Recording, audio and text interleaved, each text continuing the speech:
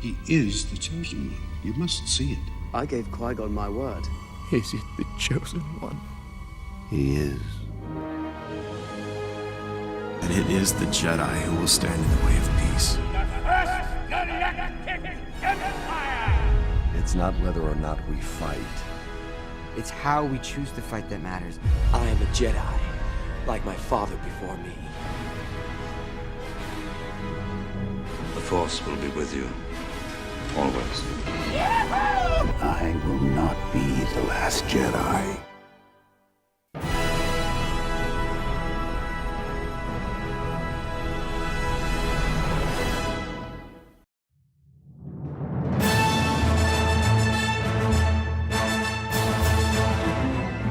Hello and welcome to The World Between Worlds, a Star Wars podcast. This is episode 4 of what is going to be a year-plus long Star Wars marathon where we're going through all of the current canon content, including the animated shows, which we are currently in right now. Our second episode talking about Star Wars The Clone Wars. And we just watched Season 3, Episode 1, episode Clone Cadets, Season 3, Episode 3, Supply Line, and Season 1, Episode 1, Ambush, and we're here to talk about those right now. Yippee! I would say there's definitely a lot of variety in terms of what those 3 episodes were all about, but one thing that was consistent about them was getting really into the trenches of the warfare element and putting a bit of a magnifying glass on the people on the battlefront, most specifically the clones. And leading into that, Keats, do you want to talk about Clone Cadets, the first episode? Sure, yeah. And to go on top of your what you were saying about the consistency of the episodes, we have seen the warfare in the previous episodes, but they've all been pretty Jedi focused, and this is the first time we get to see it really grounded in, a lot of the tertiary and background characters with the clones, and even some of the Jedi that we aren't really familiar with. Shaak Ti. Shaak Ti. This is her first line in all of Star Wars. The main thing I took away from this episode, as far as how the Jedi want to treat their troopers, I guess it's like the whole connecting thread for every clone. They're all like individualists, like they all have their own defining trait that they carry for themselves. But Shaak Ti has to try and teach them, and the character 99 has to teach Heavy. You have to toss out your individualism for the greater good. I heard you were quite the leader out there. No leaders. We are a team. All of us, 99. The Army's lucky to have a clone like you, Heavy. Not as lucky as I am to have a brother like you. I thought that was a really interesting thing for the clones to accept. Because they're kind of just born into it. Yeah, that was definitely something I was thinking about.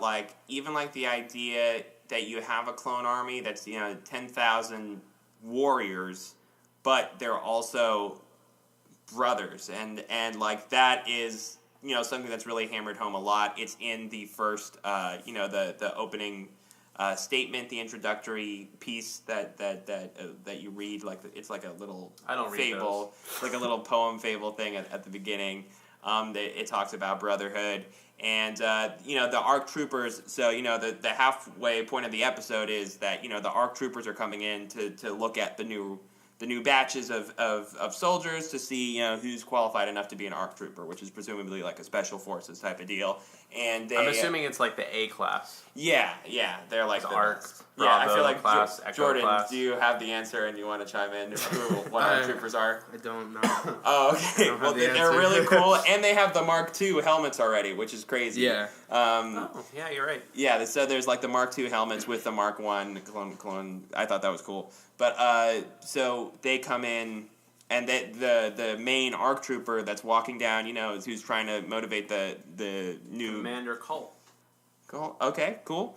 His whole speech was about brotherhood and on the battlefront, we're all brothers, and just the idea, I think that's kind of smart and makes sense.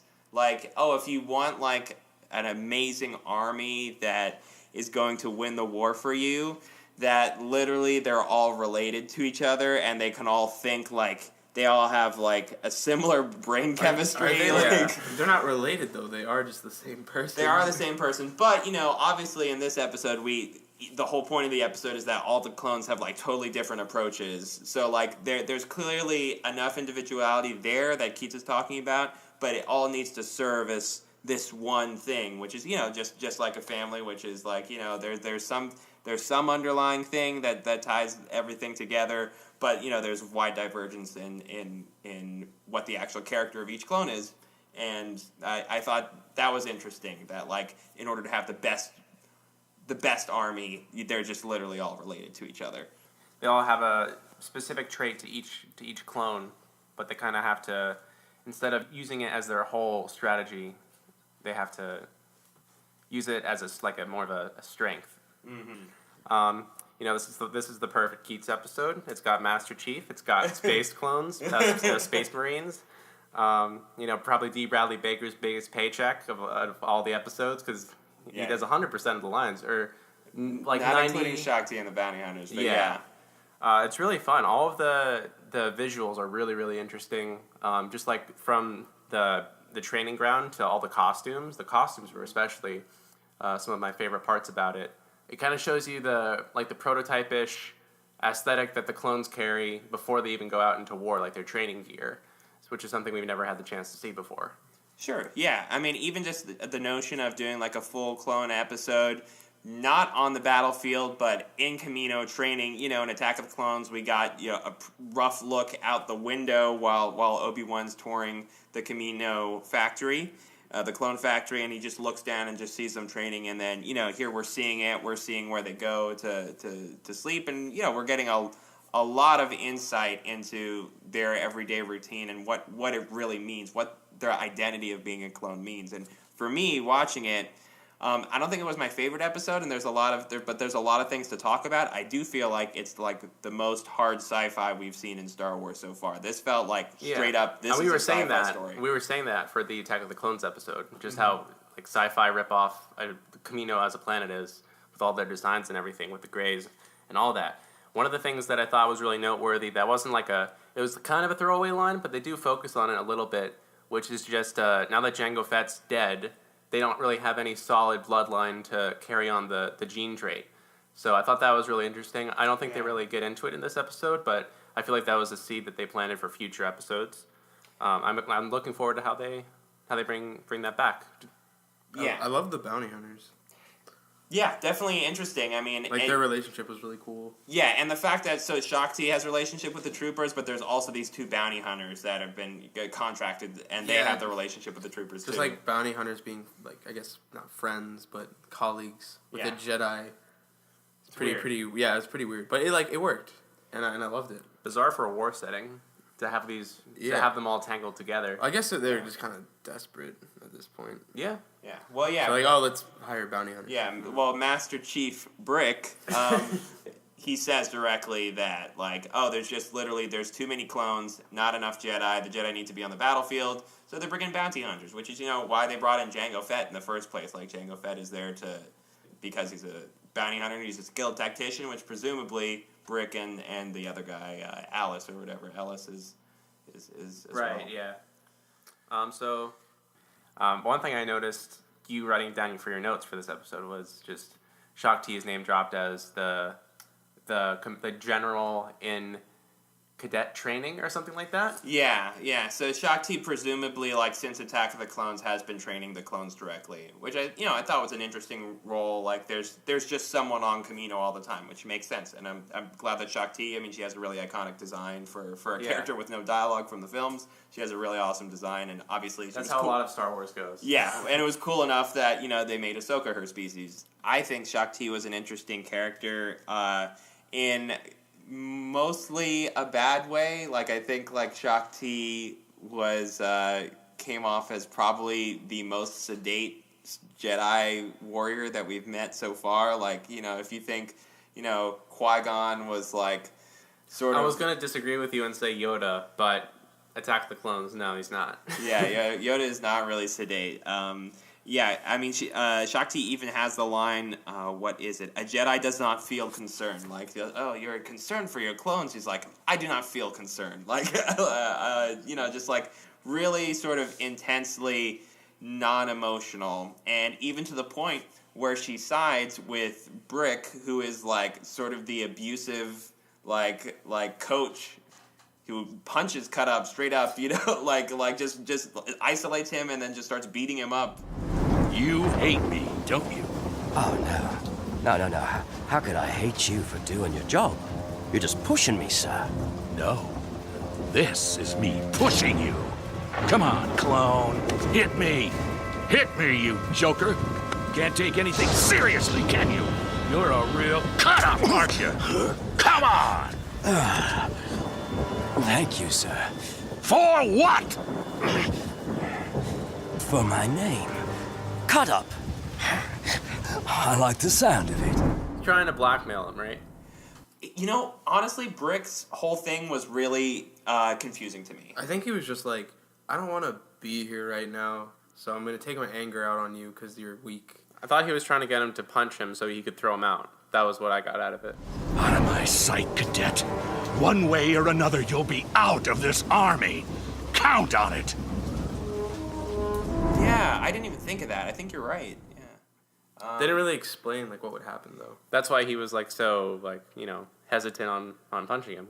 Well, they do kind of explain a little bit about what they would do, because there's that line where basically, you know, Lama Su takes, which is cool. Lama Su comes back, the Prime Minister of Kamino comes back for Clone Wars, and I caught it the second time watching this, that they use like a little motif from Attack of the Clones, like there's just a little flute motif for like the mystery element. I noticed that the clones had their own theme. Their theme was baller. A lot of trumpets, a lot of like old school army influence.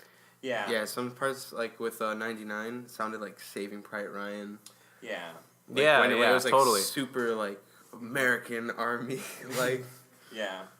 But Lama Su, to roll off of what you were saying, Jordan, Lama Su takes Shakti into his office, and I believe, if I'm understanding it right, he implies like, let's just sell the Domino Squad for like the cheapest amount we can to like whoever will buy them, like off-world pirates, like slavers, whoever. Lama Su Did they say that? I thought they said that they're going to like to throw them into the maintenance.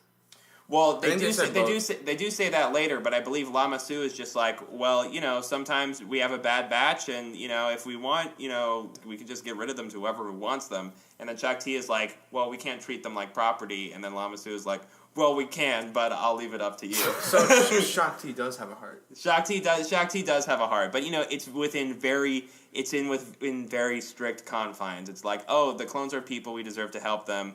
But then she will even side with Brick, who's like super like abusive. And back to what we were saying before, which is I'm not sure what Brick's end goal is in here, because in the last sequence, I took it rewatching it as like Brick was like maybe just trying to push them to do their best.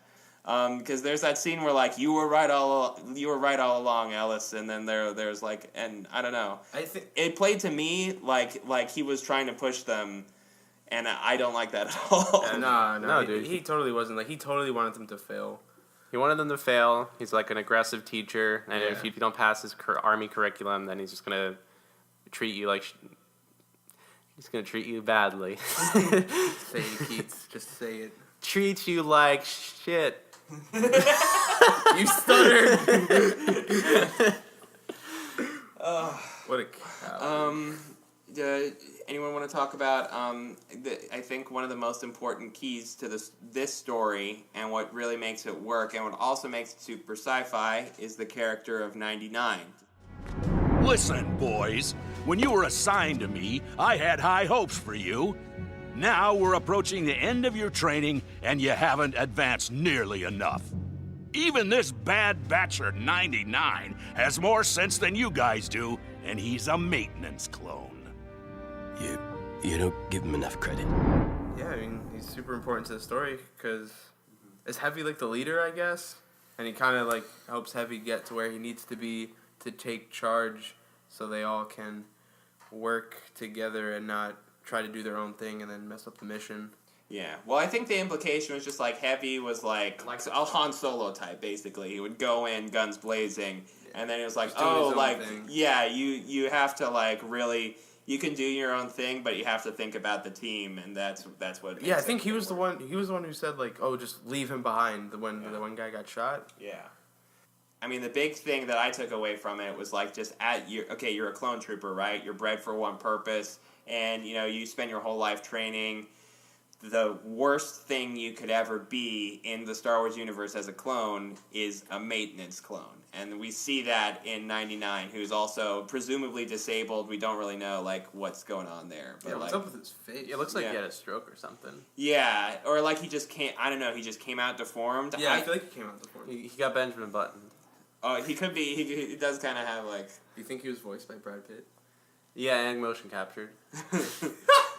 Me, I definitely got Hunchback of Notre Dame vibes. Oh, totally. Especially because, like, he's this lowly maintenance worker, right? And he has, this low-class position. No one even knows he's there most of the time, unless they want to make fun of him.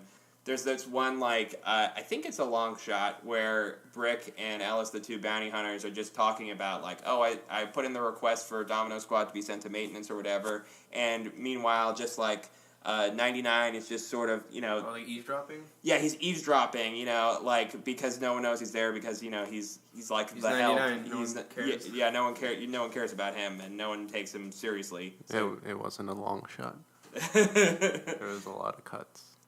Okay, maybe there's a lot of cuts. Whatever, I don't care. The point is, that he's just like throughout everything you can see him in the background, sort of following them, and they don't pay it any mind whatsoever. Yeah. And through that, through that he's able to like confront Heavy directly and like get that going. I almost cried when Heavy gave him the medal. Yeah, me too. Well, this is goodbye, I guess. Heavy ships out. And 99 stays here. We'll see each other again. I mean, how else am I supposed to get this back from you? I don't know, I guess because you kind of feel bad for 99. He didn't choose this life? Yeah, he didn't choose it. Everyone pushes him around. I mean, I think that still believes in everybody. I really think, like, it's really weird, because half of this episode is, like, it's like Rudy or something. It's like a underdog sports story. That's what it really reminded me of more than anything. It's like the team's got to get together and learn to work together. They all come from tough backgrounds and they're big personalities. I was thinking about Hacksaw Ridge a lot because that's a lot what that is. Just like you're not gonna, you little sissy. You're not gonna use guns. Yeah. And then so it's like an underdog military tale.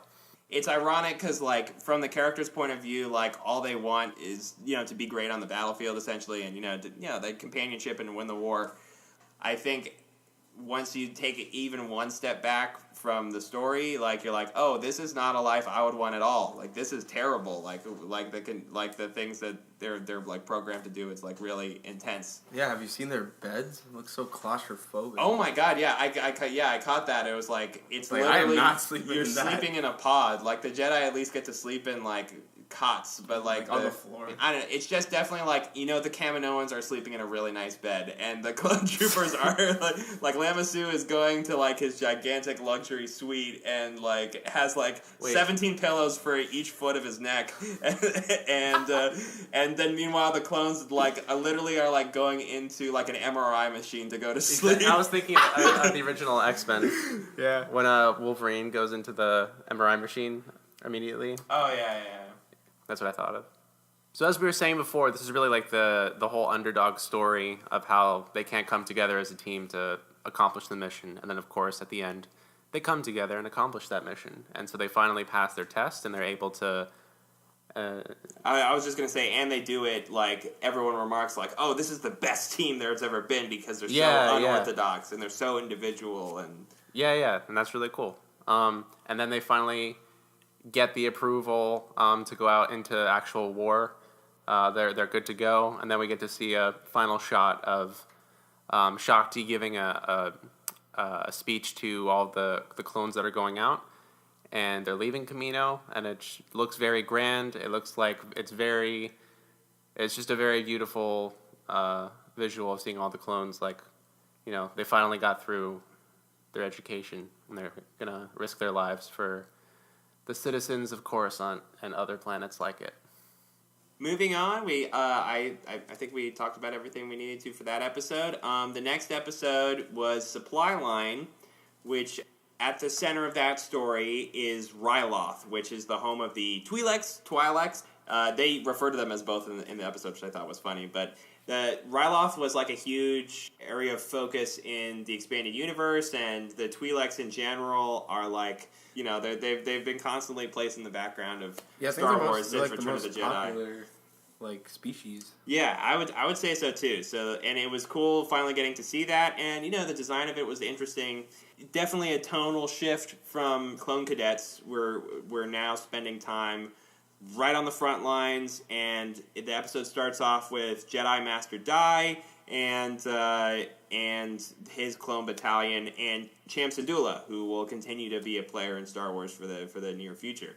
Cham looks sick, by the way. Yeah, he looks cool. Yeah, you know, he's like a, you know, just that's one element I don't think we've seen yet. At least in the Christophsis arc, that wasn't like a big factor. It was just like, oh, so we have the clones, we have the Jedi, and then now for the first time we're really seeing like how the war affects like a civilian population. Yes, them like working together with the clones was so like visually awesome. Yeah, and just like Cham Syndulla, like a local fighter who has had, you know, is proud of his culture, and he comes in riding a gigantic weird dinosaur thing. Yeah, I am on board. Yeah, like I'm super on board.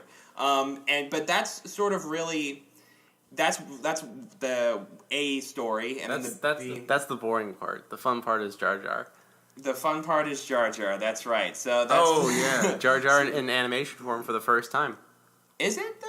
Yeah. Oh yeah, I guess you're right. You're right. So yeah, the A plot was what's going on in Ryloth, and then the B plot is Bail Organa, who was also featured in one of the episodes previously, but he's more at the forefront of this. Yeah. Bail Organa and Jar Jar have to figure out how to help the mission on Ryloth. It's a conceptual art piece. Conceptual art piece.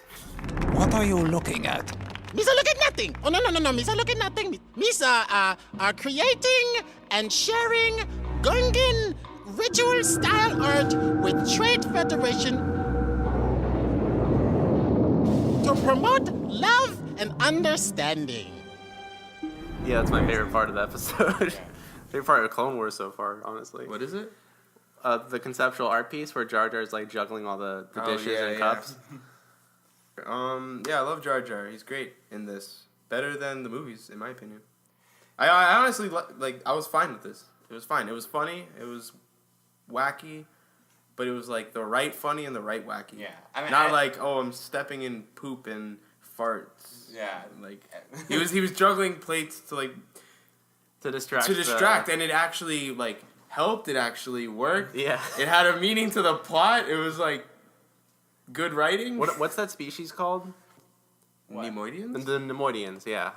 And I also think, like, Bail Organa is just, like, a good straight man to have to Jar Jar. Like, you know, Bail Organa has the tools to get the job done. Yeah. And then, you know, Jar Jar is, like, just gonna try his darndest to do something. And in this case, it was it. It actually worked. I was kind of shocked because, like, when he said, let me do the talking, Jar Jar, he was pretty quiet the whole time. Yeah. He listened. But then he came in and was like, millions of people are going to die if you don't help us. Yeah. I was like, dude, shut up. But yeah, that's also, like, a good example. So, like, in the first Clone Wars arc, the Christophsis arc, and specifically the stuff that was in the movie, it's like, we need the Hutt lanes, like the Hutt hyperspace lanes. And they're like, well, why exactly do we need the Hutt hyperspace lanes, and why do we need to work with the Hutts? And then in this, it's at least we get a little bit of, like, understanding. Like, okay, it's too hard to get to Ryloth directly. We don't have enough fuel, and the Separatists have a blockade. But, you know, if we work with Tridarians, and this is where some of the actual diplomacy comes in, which might be one of the first actual examples of it being successful in a Star Wars movie, at least leading up to this point. I guess it was kind of successful because they still kind of had to do it, like, on the low. Yeah, but at the end, it ultimately did end with like that's showing good faith and allowing Yoda to come in. The Republic has heart, my friend, but I am not convinced it has the strength to prevail. However, after what I witnessed here today, perhaps it is time I reconsidered our neutrality. Tell the Jedi I am open to meeting with them.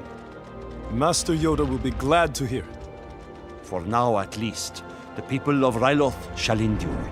Yeah, so Bail Organa and Jar Jar actually, like, did something that no one else has been able to do so far, which is have a conversation with other people, and everyone gets what they want.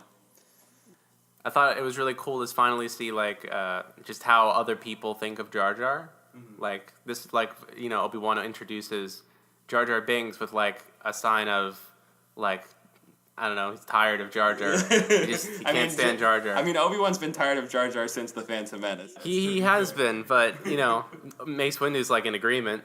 It shows that, like, all the Jedi just don't trust Jar Jar. Yeah, they're just like, ugh, representative beings. Yeah, so to go back to Toydaria, we were talking earlier about just how the Toydarians are such like a generous species. Like, of course we will help Ryloth with their hour of need. And then Watto's like, give me money. Yeah, that's what they have like a moral code, and they're like, oh, like our morals, like, oh, we have to consider our morals. Yeah, I mean, I think that's definitely something, and, you know, Jessica, I'm sure, would love to chime in here. Star Trek, like, it's definitely, like, sort of a more... call her in. It's definitely sort of a more Star Trek moment, I think. And just the idea that, like, oh, in Star Wars, there are these different planets and there's these different cultures, and they all have different ideas on how to, like, approach an issue, which is, I feel is, like, super Star Trek-y, but it's something I want more from in Star Wars. This is enjoyable. Yeah, and just the idea that they had to go in and, like, okay, we have Twi'leks over here, we have the Toydarians over here, we have the Trade Federation, all of these pieces are interacting, and, you know, we need to find a way to navigate all this, and I thought that was cool that the Toydarians, like, had a very specific code for how we need to do this. And yeah, you were exactly in terms of Watto, like, you get the impression from Watto that all the Toydarians care about is money, because he, like, says a little line like that, but it's a classic case of don't judge a book by its cover. Yeah, the Toydarians seem pretty cool. Yeah. And they have wealth, but, you know, it also seems to be like the planet itself looks beautiful. It's like there's trees everywhere. Their fashion is fat, dog. I think Watto just grew up on the wrong planet. Yeah, why would anyone leave Toydaria for Tatooine? What was Watto thinking? He wasn't. He wasn't thinking. He was only thinking about money. Yeah, well, and then at the end of the episode, we get the opportunity to see Jedi Master die. Jedi Master dies. And he you know, is willing to make that big sacrifice, which I thought was cool. Like, that was really cool. Like, just the way that whole thing was animated and put together, the way he went out like a hero, very foreshadowing for future events in the upcoming film. Yeah, the shot of, like, where you just see the lightsaber fall on the ground. Yeah. And it kind of just rolls. Well, the part that got me was I forgot this trooper's name, the captain. Well, he was only in this episode, probably. Yeah. He looked very distinct. Yeah. But, you know, when he got shot down and he got right back up like that, like, hit me hard. It's like, I'm not done yet. Then he just keeps getting shot. Yeah, he got shot like 5 times. Back to back. Yeah. This is Republic Blockade Runner 099er. We have broken through. The Twi'leks will live to fight another day.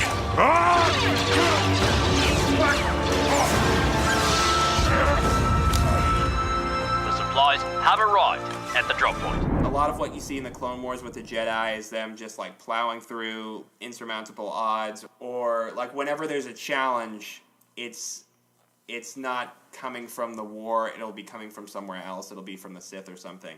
And it was cool just to see that, like, in this scenario, we got to see how the people were affected, which is something that we talked about in The Phantom Menace as well. Like, we didn't get to see the common people, how they were affected by this. And we did get to see that on Ryloth in this episode, and we got to see a Jedi make the ultimate sacrifice in order to keep those soldiers fighting. And his last words were, you know, Ryloth lives to fight another day. And, you know, that's what... Yeah, that's like the Jedi religion in, like, a nutshell. Yeah, and I think self-sacrificial. Yeah, I think that's what fans want to see, and I would want to see. I mean, you know, the impression I get here is Jedi Master Yoda was a fucking good guy. Yeah, he's a good guy. So what was up with that pattern on his cloak? It looked like a star chart or something. Yeah, I noticed that. He had, like, a very individual, like, robe or whatever it was. Yeah, it's a custom piece. I don't know how you guys feel about Cham, but I feel like he wasn't introduced like I feel like he probably, because this was in like what, season 3 or Yeah, I think so. So I think that episode, this episode we just watched, it didn't feel like a proper introduction. Yeah, I think Supply Line is a double prequel. So it's a prequel for Ambush, which Jordan is going to go into. No, they don't need to know that. Close your ears, everyone. It's a prequel for Ambush, the next episode, and it's also a prequel for the Ryloth arc. We're going to return to Ryloth at the end of season 1, I believe. So we will have a proper introduction. Double whammy. Champs and Dula. Yeah, this is like a double prequel episode. Prequel within a prequel? Prequel within a prequel. Alright, season 1, episode 1, Ambush. Yoda is a war general, and he's put into a very compromising position. It starts off with him meeting on a moon with the leader, King, what is he? King Katunko. King Katunko of King Toydaria. And then Count Dooku and Ventress intervene, and he's not shot down, but escapes an escape pod and goes down to the moon and has to fight off 100 battle droids. And Yoda's like, yeah, I'm chill with that. I can handle it. No problem. Definitely a lot of chill Yoda in this. He's so chill. He's going the wrong way and he doesn't care. I want to talk about how the Separatists suck at like how they approach people to like trying to get them on their side. Well, like they spy. They crush his phone. Yeah, they crush his phone. I caught that too. Like Asajj Ventress steals his phone and okay, crushes first it in off, their hands. you're wrong by sending like a creepy goth chick, and then you're just like he's like, oh, your spies are good, Count Dooku. Like, yes, I'm spying on you. Like, okay, that's not creepy at all. Yeah, definitely. I do think Count Dooku is probably a stronger handle on diplomacy. Asajj Ventress in this case, yeah, she it's just like crushes people's phones. Yeah, she's like your crazy friend you invite over to meet your family, and then Asajj Ventress just walks in and just doesn't know how to talk to King Katunko at all, and at the dinner table, salt. I don't like salt. Crushes the salt shaker. Yeah, and she like literally doesn't care that she broke King Katunko's phone. That's messed up. Messed up. And of course, at the end of the day, Yoda is also like vastly more powerful than Asajj Ventress. So Count Dooku sent Asajj Ventress to fight Yoda essentially. I don't understand why he takes her lightsabers away, but then gives it back to her. Well, I think it's just Yoda being a good sport. I thought this is like we've seen it for a while now, but with this being the actual first episode, the troopers referring to Separatist droids as clankers and rollies. I thought that was neat. I never caught the rollies before. Yeah, definitely a lot of that in this. Like, it's clear, like, the writers are, like, trying to find the language. Clankers, rollies, yeah, all that. All of, like, the slang, the in-universe slang that we're going to hear throughout the Clone Wars is present here. Yeah, there's always, like, in war movies, there's always slang. Yeah. With, like, whatever. Well, also in real life, most of the time. Yeah. That's where it comes from. Well, most war movies are based off real life, Yates. Oh my god. Like Star Wars. Yeah, just like Star Wars. Also, this is a continuation from the Clone Wars movie of the droids, like, it being played for laughs, just how terrible their lives are. The one droid that Yoda's chopping apart, like, I just got a promotion. Meanwhile, he's getting, like, just cut into little pieces. Yeah. It's torturous. I love how, like, humanized they make them, because in one shot, when they explode the gunship, you see, like, one of the droids, like, blowing the smoke out of its face with, like, its hand, and I'm like, you can't feel anything. I didn't catch that. I just laughed to myself when I saw that. The tag at the beginning of the episode, I think, is, like... Don't be ambushed, or you will get hurt. No, it is like a great leader will lead to, like, a great team or something like that, and that's what you see in Yoda. Yoda definitely... Much like Master Dai, I think we do get a lot of sort of classic Jedi-isms, I guess. Like, especially with Yoda, like there's insurmountable forces coming to assault Yoda, and Yoda's answer is, just to sit and meditate and try and, like, be in the moment, much like Qui-Gon does in the fight with Darth Maul. Little things like that where it's definitely like, oh, Yoda seems to be, like, on a whole other level than everyone else, which is great to see. He's fighting droids, and they don't have a mind, which Yoda states as the most powerful weapon. Concerned about weapons you are. Weapons do not win battles. Your mind, powerful it is. Outthink the droids. You can. Yeah, that's true. Yeah, that's a. So he's just chill because he knows he can outmaneuver them. Yeah, and Jessica said that in the Attack of the Clones episode too, which is like, the Jedi, with this weapon is your life. Like Obi-Wan doesn't tell Anakin like, oh, your greatest asset is your brain.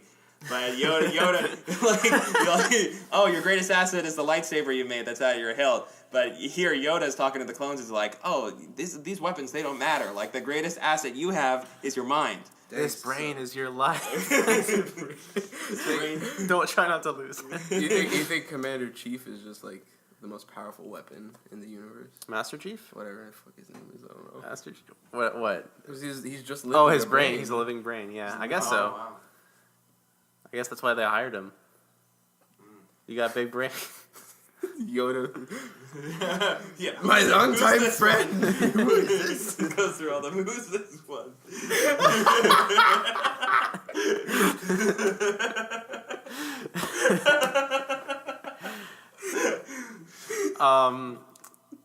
So Yoda, he goes back to like the way we know him from Empire and how he treats his younglings. Yeah, we get that little giggle. Yeah, the giggle. Yes! Oh my god, I love that so much. So it seems like he uses it as a teaching tool. Like, obviously, the smarter person is the one that plays the fool, or however the saying goes. So that's obvious for like Yoda's character, but it seems like he's actually using it for an educational purpose, just based on his pattern. Yeah, definitely, like, Yoda in this episode really has the most desire to connect with the clones, I think, of any character that we've seen so far. And I thought that there's a great moment where Yoda encourages all the clones to take off their helmet. At this point, we've already seen the clones without their helmet, but in the context of episode 1 of the series, I can see that being a very effective, just like, oh, this is how the clones are from now on. These are people, and Yoda wants them to know that they're people, which is also something that they're still trying to learn in Clone Cadets, which is the first episode. The creators want the audience to know that these are people. Yes. Do they have any distinct, any distinct visual things? I think, one of them has, a tattoo on his neck or something like that. Yeah, different hairstyles. Yeah, I don't think it's as crazy as, some of the other, clones that we've seen. Even the in, 5 o'clock shadow and the pattern. Even the hidden enemy from the first episodes that we watched in the Christophsis arc. All those clones look more different even than the ones in this arc. Yeah. One thing that me and Keats thought was really funny was that the ending is essentially the exact same as Attack of the Clones. Yoda's about to win, and then Asajj Ventress basically says, "This is just the beginning again," and then she knocks over a bunch of rocks on the Troydarians. It's the only way to stop Yoda. The only way to stop Yoda is to threaten to kill people with rocks. You've fallen for my little trick, Count. It's nothing but rocks. And so Yoda's leaves Asajj Ventress and tries to stop the rocks from falling. Leaves in the same ship. Yeah, and then Asajj Ventress leaves in Count Dooku's ship again in the Solar Sailor. You're right. Wow. Yeah. So the part that gave me the most goosebumps was when Count Dooku referred to Yoda as Old Master, and then Yoda referred to Dooku as my fallen apprentice.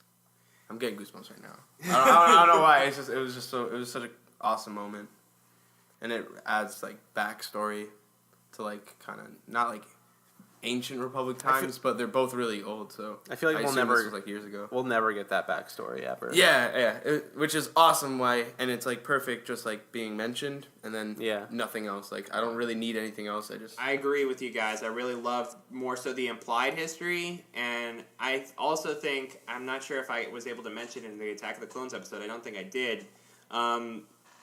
I really like how that sort of fits into the dynamic of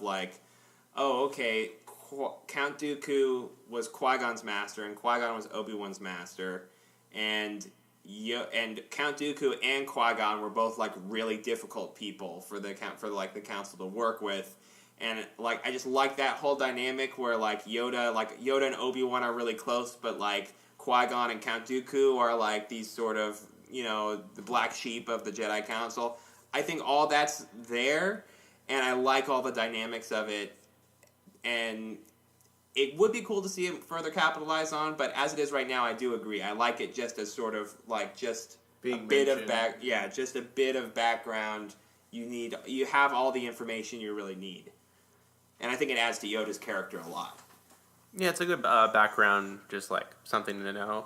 But you know, I want all the Star Wars content. I want everything.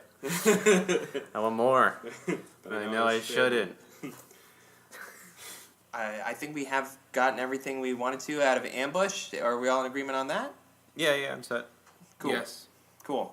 So if it's okay, I think we're going to wind the clocks back a bit and go into supply line. We're going to end with a quote from Jedi Master I'm gonna die. Cham is still angry. He feels betrayed. He counted on the Republic assistance, and it didn't come. War turns promises into hopes. I wish it wasn't so. Tell him. I will. All right, so that quote I think is really interesting. It's kind of a bit more of the perspective that perhaps Yoda shares, at least in Attack of the Clones, more on the hesitancy of the Jedi to get into the war, and also the futility of like this whole process, because, you know, at the end of the day, there might be a lot of separatist losses, but like when it comes to the very simple case of trying to help the Twi'leks, who are like a major player in the galaxy, like they just still can't get it done. So I definitely think it was just a little dose of reality from I'm a Gun Die, which I crazy name, but I thought that was really nice and a good sort of statement about the whole episode in general. It's good that he's like self-aware. For like someone with a crazy name, he has a lot of depth to him. Yeah, as a one-off character, I think he's like a really satisfying one-off Jedi character. He would be a cool like. I just want more like story from him, just because he seems like he's been around. Mm-hmm. Like his cloak indicates that he's worth the custom material. Right. He has a lot going on. I'm a Gun Die. He's self-aware. He knows he can't please everyone, especially Cham. Yeah, I mean, I guess we get the impression that Cham has like a pretty extreme personality, like just from this limited interaction. It's like, oh, like yeah, that's really what I'm talking about. He was giving him that salty look on that dinosaur. Gives the impression that he's been around. He knows like the cost of war. That's what you get from this quote. Definitely. I don't know why though, because there hasn't been a war. Well, even that was also something I was thinking about during the Yoda episode too. Is just like how tactically smarter Yoda is than all the Separatists combined. Like, just Yoda knows like military combat, like feels like it must like be some kind of Jedi like routine that they go through within training. I think he's and same with Shaak Ti. Like Shaak Ti's qualified.